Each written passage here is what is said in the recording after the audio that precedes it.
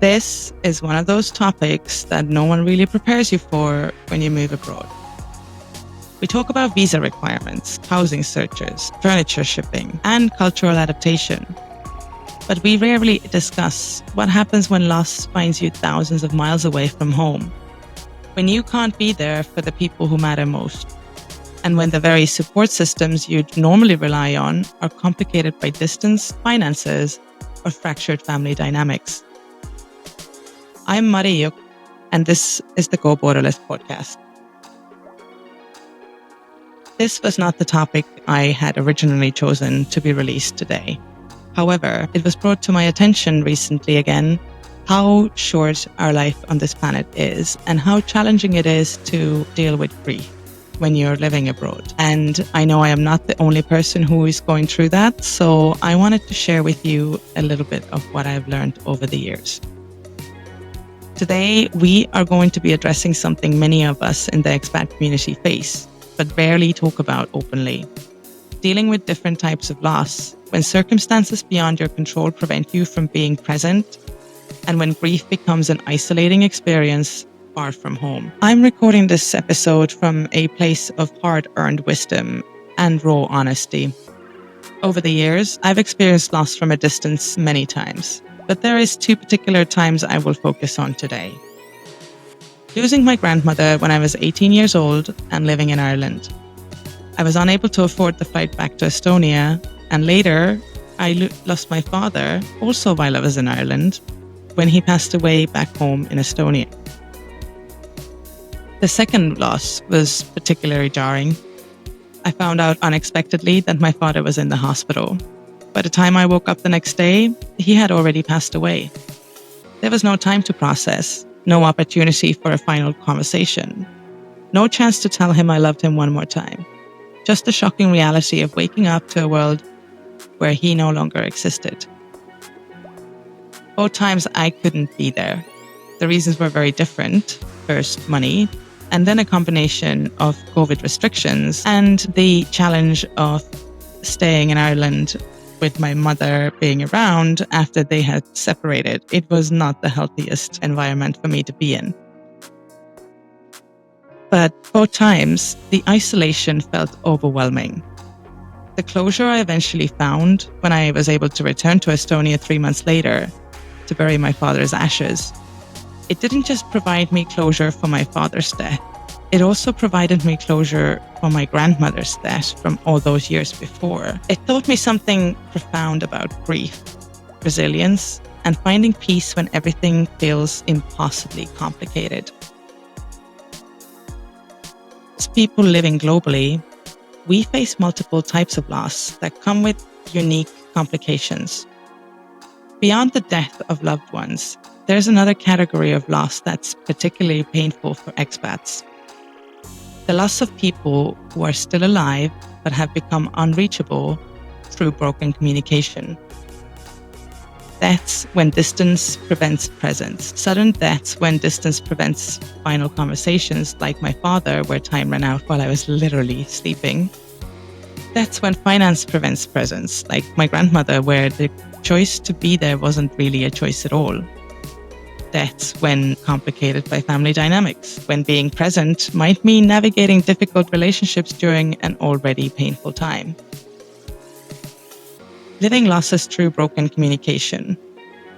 Family members who stop speaking to you due to disagreements about your choices, lifestyle, or values that have shifted during your time abroad. Friendships that end in conflict when misunderstandings can't be resolved face-to-face, turning small issues into permanent rift.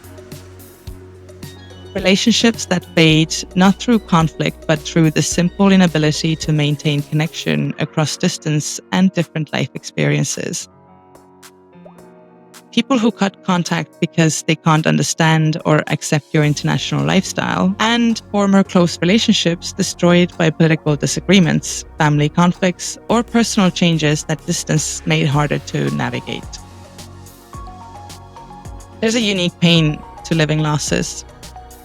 There's something particularly devastating about grieving someone who is still alive but has chosen to remove you from their life. With death, there's finality and social recognition of your loss. With living losses, you're mourning someone who continues to exist, post on social media, live their life, just without you in it. When I think about relationships I lost due to distance and misunderstanding, there's a special kind of torture in knowing these people are out there, perhaps thinking of me too. But that pride, hurt, or circumstance keep us from reconnecting. You see their photos online, hear about them through mutual friends or family, watch their life continue from a distance that has nothing to do with geography and everything to do with choices, theirs and yours. The lack of closure in living losses can feel more painful than death because there's always that possibility of reconciliation. You carry hope alongside grief, never quite able to fully let go because maybe someday we'll talk again. You let years pass and someday never comes. Living abroad complicates those losses in several ways. Misunderstandings escalate without face-to-face reconciliation or resolution. A family argument about your choices becomes a year-long estrangement because you can't sit together and work through it. A friendship ends over a misunderstood text message because you can't have that clarifying conversation over coffee. Your growth abroad creates gaps others can't bridge. The person you've become through international experience might be unrecognizable to people who knew you before. Sometimes this growth is so threatening or unfamiliar to them that they choose to remember the old you rather than get to know the new you. Time zones and logistics sabotage reconciliation attempts. By the time you gather courage to reach out, they're sleeping. The effort required to coordinate a significant conversation across distance feels insurmountable when emotions are already fraught. Different life phases magnify the divide. While you're navigating expat challenges, they're dealing with different struggles at home. The shared reference points that once bonded you become irrelevant, making connection feel forced or superficial. And social media creates painful awareness. You see their life updates, their celebrations, their challenges, all happening without you. It's a constant reminder of your absence from what was once your world. Psychologists call this ambiguous loss, grief for someone who isn't physically gone, but is emotionally absent from your life. It's particularly challenging because there's no social recognition of your grief. People understand mourning the dead, but mourning living relationships that have ended often gets dismissed as drama or something you should just get over. Closure feels both possible and impossible. Unlike death, you can theoretically reach out, apologize, explain, try again. But often the very reasons for the estrangement make these actions feel impossible or unwanted. Hope and acceptance war with each other. Part of you wants to move on and accept the relationship is over. Another part holds on to the possibility of reconciliation, making it hard to fully grieve and heal. The loss feels like a choice rather than tragedy. This can create shame and self-blame. If they're alive and you could contact them, isn't the continued separation somehow your fault? Through my own experience with relationships that end in silence, I've learned some hard truths about finding peace. Not all relationships are meant to survive your growth. The person you become through international living might be incompatible with some past relationships, and that's not a failure. That's evolution. You can love someone and accept that communication isn't possible. Sometimes the most loving thing is to let someone go rather than forcing a connection that causes pain for both of you. Closure doesn't require their participation either. You can find peace with an ended relationship, even if the other person never wants to discuss it or reconcile. Ambiguous losses deserve grief time. Don't rush yourself to get over living losses just because the person is still alive. The relationship you had with them has died, and that deserves mourning. There are some strategies for living losses. Firstly, set boundaries with social media. If seeing their updates causes you pain, it's okay to unfollow. It's okay to mute them. It's even okay to block them temporarily or permanently. Now, this one has helped me in the past tremendously. Write letters you'll never send. Put your feelings, regrets, or anger on paper. And I mean actual pen and paper. The act of writing can help process emotions without requiring their response. Practice acceptance of uncertainty. You may never know if they think of you, regret the estrangement, or want to reconnect. Learning to be okay with that, not knowing that, is part of healing. Instead, focus on relationships that transcend distances. Invest energy in people who make effort to maintain connection despite your international lifestyle. Consider professional support. Therapists experienced with expat life can help process the unique pain of living losses complicated by distance. And last but not least, create your own closure ritual. Just as you might memorialize someone who died, create a way to honor the relationship that was while accepting its end. Now, let's talk about one of the most devastating aspects of expat loss. When death comes suddenly and you're thousands of miles away. The shock of waking up to news that changes everything, when just hours before you were living your normal life, completely unaware that someone you love was fighting for theirs. When I received the call about my father being in the hospital, I went to sleep that night thinking we'd talk again tomorrow, that I'd get updates, that there would be time. Instead, I woke up to learn he was gone. The guilt that comes with that, the feeling that you should have somehow known, that I should have called him that night, I should have called him weeks before, that I should have been there, adds another layer to already complex grief. There's something particularly cruel about time zones during loss. While you're sleeping peacefully in one country, crisis is unfolding in another.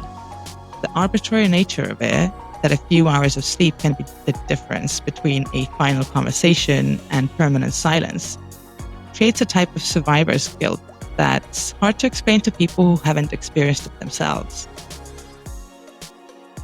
International life means our losses are often complicated by factors beyond just distance. When my grandmother died when I was just 18, the financial reality was stark. Our family resources were already stretched thin. The choice wasn't really a choice at all. I couldn't be there, and only my mother could afford to go. When my father passed, the situation was even more layered. Due to travel restrictions of COVID and the family dynamics that had shifted with my parents' separation, suddenly I found myself grieving not just my father's death, but also the absence of any real support system. The sudden nature of his death added another dimension. There was no time to prepare, no gradual decline to process, no opportunity for goodbyes. Just the sharp reality of a phone call that divided my life into before and after. One of the heaviest parts of my father's sudden death was the cascade of what-ifs that followed. What if I had called earlier that week or that day? What if I had insisted on more details when I heard of him being in the hospital the day before? What if I had stayed awake? What if I had booked the flight immediately? These thoughts had absolutely consumed me. And these thoughts can consume you when you're already isolated with your grief. There's no one around who knew him, who understood your relationship, who could help you process the guilt and regret that feel as heavy as the loss itself. I spent weeks replaying that night, analyzing every decision, wondering if I could have somehow changed the outcome from thousands of miles away. It took time to understand that my love for him wasn't measured by my ability to predict or prevent his death, and that his passing while I slept wasn't a reflection of our connection. When I finally returned to Estonia 3 months after my father's death to bury his ashes, it felt like coming home to a grief I had been carrying alone. Those 3 months of processing his sudden loss in isolation in Ireland had been some of the darkest of my life. that ceremony, delayed as it was, it became something profound. It didn't just give me closure of my father's death. It gave me closure for my grandmother's death. It gave me closure for my grandfather's death. It actually gave me closure of every loss that I had experienced in my life up until then. It wasn't just about saying goodbye. It was about honoring the fact that I had survived all those months of shock and isolation, that I had found my way through the initial trauma, and that I was choosing to create closure on my own terms. The delayed nature of everything allowed me to bring a different kind of presence to the burial. I wasn't in shock anymore. I had processed the reality of his absence.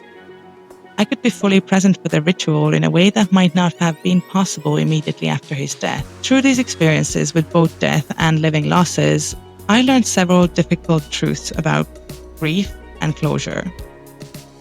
Firstly, sudden death leaves you with conversations that will never happen. Part of healing is accepting that some things will remain unsaid, and that doesn't diminish the relationship you had. Living losses also end with unsaid words.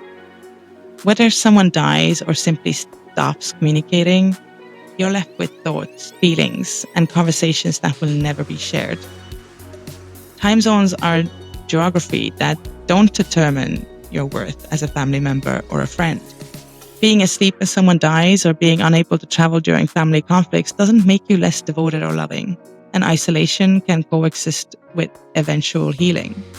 The initial trauma of any loss from a distance doesn't preclude finding peace later. Delayed closure can actually be more meaningful than immediate resolution. Sometimes we need time to process before we can truly say goodbye or accept an ending. Creating your own support becomes essential when traditional systems fail. When family can't provide comfort or when friendships don't survive distance, building alternative forms of connection becomes crucial. Here, I'm going to share some practical strategies for all types of loss from distance. For the immediate shock, the death or sudden estrangement, allow yourself to feel impact without judgment. Whether it's death or abrupt end of communication, sudden loss is traumatic. Reach out for support even if it's not from expected sources. Online communities, expat groups, gaming networks, or professional counselors can provide understanding when traditional support systems fail. You need to manage your guilt and regret. Remember that your physical presence wouldn't have changed medical outcomes, and your geographical location doesn't cause relationship breakdowns. Write down the what if thoughts that come. They consciously choose to redirect that energy towards positive memories or acceptance. For living losses specifically, I recommend that you decide what closure you need versus what's realistically possible. Sometimes closure comes from within rather than from resolution with the other person. And consider reaching out once if you feel it's appropriate. But be prepared for no response or rejection, and create boundaries that protect your mental health. This might mean avoiding certain social media or topics that trigger grief about the lost relationship. And when any type of closure is delayed, use the waiting time to process trauma, shock, or complex emotions before participating in rituals or making contact attempts. Create interim ways to honor relationships. Photos, journaling, personal rituals that acknowledge your loss even before formal goodbyes or acceptance. One thing that made both types of loss particularly difficult was how unprepared everyone around me was for the complexity of my grief. When death comes suddenly from a distance, not only are you dealing with shock, but others in your life are also caught off guard by the intensity of your need for support. With living losses, people often minimize your grief entirely. They're still alive, they might say, not understanding that the relationship you had with that person has died, even if they haven't. This taught me the importance of being explicit about what you need during acute grief of any kind. and accepting that some people simply won't be able to provide it through no fault of theirs or yours. When I started sharing my experiences with different types of loss from a distance, I discovered how many other expats had similar stories. The sudden death while you're in a different time zone, the family member who stopped speaking to you because they couldn't accept your choices, or the friendship that ended over a misunderstanding that distance made impossible to resolve. These shared experiences become some of my most meaningful connections. There's something profound about being understood by people who know exactly what it feels like to carry multiple types of grief simultaneously. If you're currently dealing with loss from a distance, whether through death or estrangement, please know that the complexity of your grief is normal. The guilt about timing, about not being there, about things left unsaid or undone, these feelings are part of the unique experience of international loss. You don't need to justify your grief or explain it to people who don't understand. You don't need to minimize your pain because the loss doesn't fit traditional models. The relationship was real, the love was real, and the loss is very much real. Whether the person has died or simply become. Living internationally means accepting that loss might find us in the most shocking and complicated ways. Time zones become cruel arbitrators of final moments. Distance transforms both death and relationship endings into something more complex than simple sadness. They become shock, guilt, isolation, and eventually, if we're fortunate, a hard-won peace.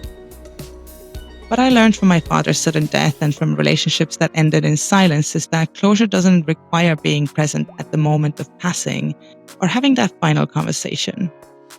It requires being present with yourself as you process all forms of loss, whenever and however that's possible for you. Your grief is valid whether they died or just stopped talking to you. Whether you were there or not, whether you had warning or not, whether you had support or not. Sometimes the most profound healing comes not from having everything go right, but from having your way through when everything feels impossibly wrong. If this episode resonates with you, please share it with other globally mobile people who might be facing similar challenges. Sometimes knowing we're not alone in the complexity of international grief in all its forms is the first step towards healing. This is Mariuk from the Go Borderless podcast. Thank you for sharing this vulnerable space with me today. Take care of yourselves wherever in the world you are. And remember, even after the most shocking losses, even in the deepest isolation, healing is possible. And closure can come when you're ready to create it.